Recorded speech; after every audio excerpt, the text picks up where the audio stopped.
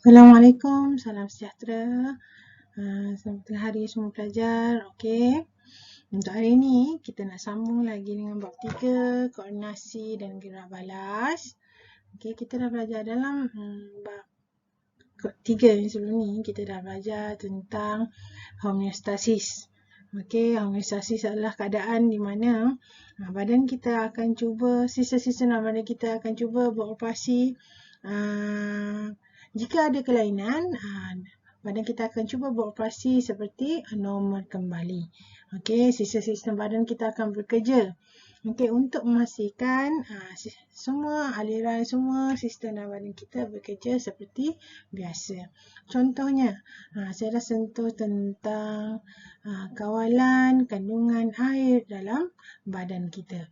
Okey, untuk hari ini saya nak sambung lagi seperti 3.1 homeostasis dalam benda hidup.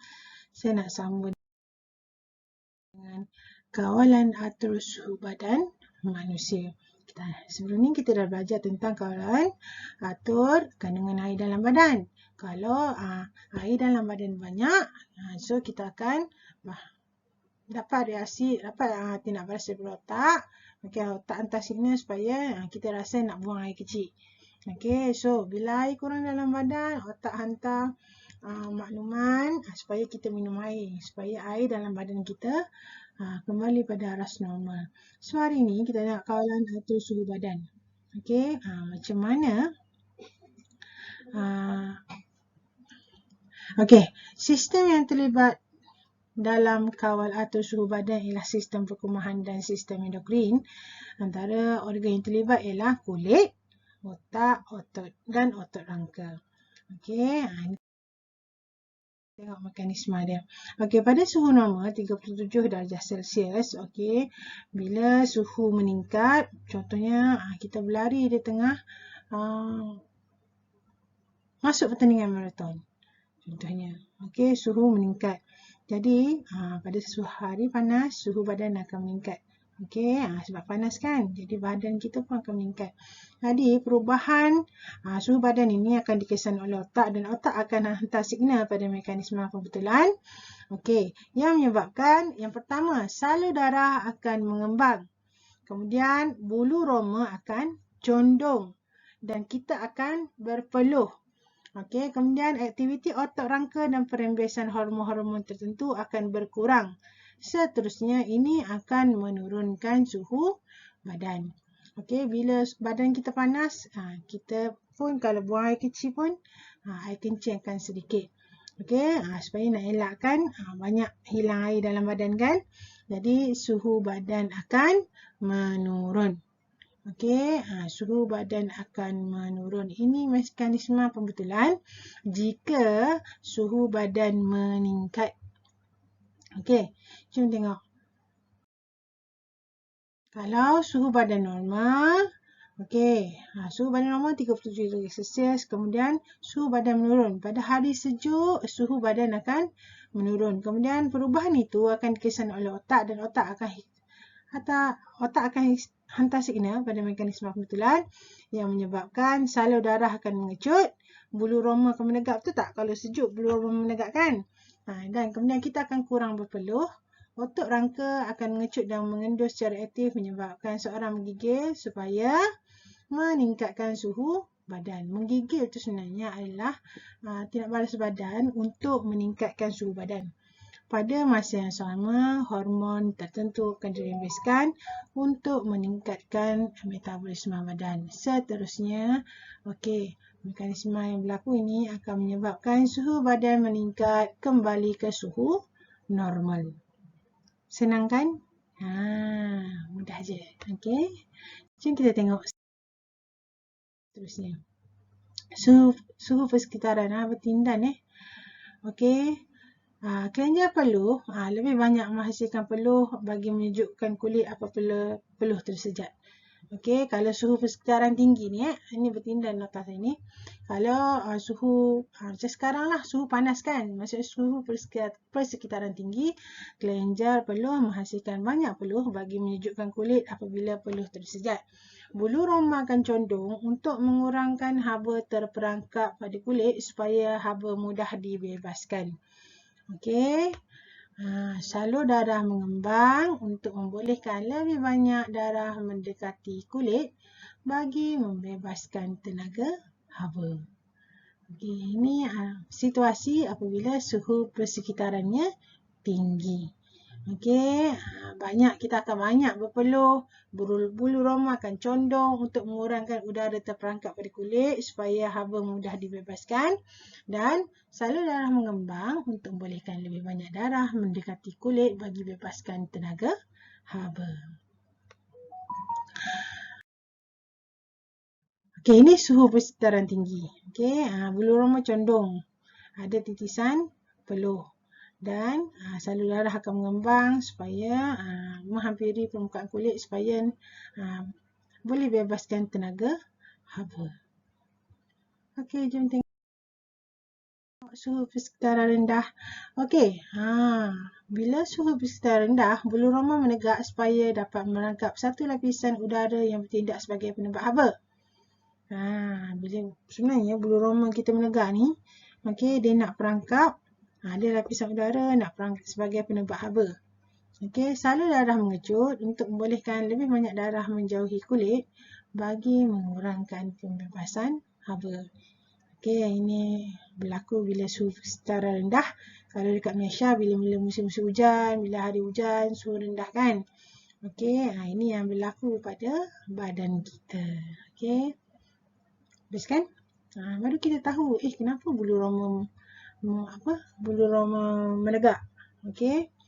Kenapa bulu roma waktu panas dia tak menegak? Sebenarnya inilah penjelasannya. Okey, suhu persekitaran rendah, bulu roma menegak. Okey, pengerutan salur darah untuk mengelakkan kehilangan haba. Bulu roma menegak untuk merangkap lapisan udara yang bertindak sebagai penebat haba. Okey, pada permukaan kulit supaya haba tak hilang ke persekitaran. Okey.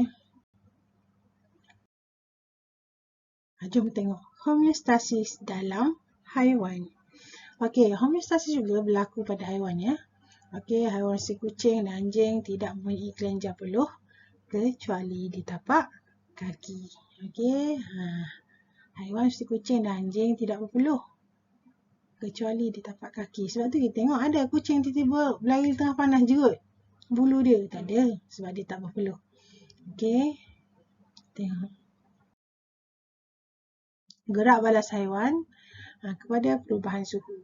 Okey, kucing menjilat bulu di badan supaya suhu badannya berkurang. Okey, ini berlaku bila cuaca panas kan. Bulu kucing menegak apabila kesejukan untuk merangkap haba. Okey, samalah dengan anjing. Okey, samalah. Okey, bila panas dia akan jilat bulu dia untuk kurangkan haba.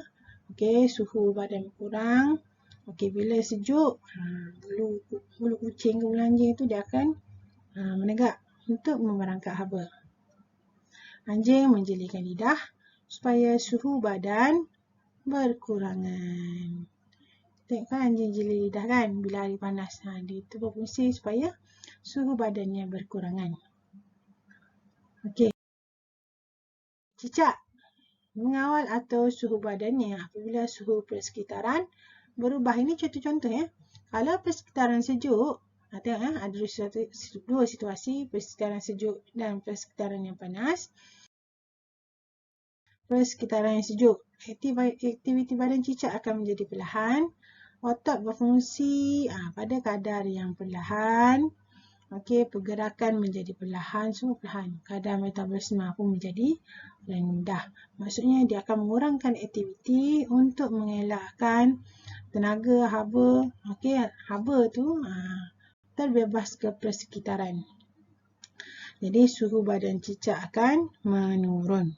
Ini jika persekitaran sejuk ya, bagi cicak dia akan beradaptasi dengan suhu persekitaran. Okey, kalau persekitarannya panas, jantung akan berdegup dengan cepat, pergerakan menjadi lebih pantas. Okey, kadar metabolisme menjadi cepat dan suhu badan akan meningkat. Okey, ini contoh macam mana cicak mengadaptasi diri dia dalam persekitaran yang sejuk dan panas. Siput babi. Okey, siput babi kehilangan banyak air melalui penyejatan air di permukaan kulit. Siput babi menghasilkan lendir dan mencari tempat lembap untuk mengurangkan penyejatan air. Sebab tu kita nampak siput ni dia akan berada bawah batu. Okey, tempat-tempat yang lembap lah. Okey, maksudnya dalam sekitaran tanah. Okey, bawah-bawah pokok, bawah-bawah daun. Okey, ini fungsinya untuk mengurangkan penyejatan air. Dan last sekali kita tengok lebah. Lebah mempunyai lapisan kulit berlilin dan kehilangan buang air berlaku melalui spirakel pada badan. Okey, lebah menutup spirakel antara dua gerakan pernafasannya untuk mengurangkan kehilangan air. Okey. Ini hebat ciptaan Allah ya. Ini lebah. Okey, lebah badan dia mempunyai lapisan kulit berlilin. Okey. Bila untuk mengurangkan kehilangan air, lebah menutup spirakel antara dua gerakan pernafasannya untuk mengurangkan kehilangan air. Okey, ini beberapa contoh. Okey. Tadi kita belajar tentang kawal atur suhu badan waktu panas dan waktu sejuk. Kemudian homeostasis dalam haiwan. Okey, ini beberapa contoh haiwan. Okey. Jadi pelajar boleh baca dan boleh dapat bacaan tambahan melalui pembacaan buku-buku lain juga. Okey. Boleh banyakkan membaca. Okey, ni dah kamu di internet kan, ada data kan, boleh search internet. Okey, macam mana homeostasis dalam haiwan. So, selamat belajar untuk hari ini. Dan untuk latihan, okey, untuk latihan pada hari ini, saya minta pelajar siapkan muka surat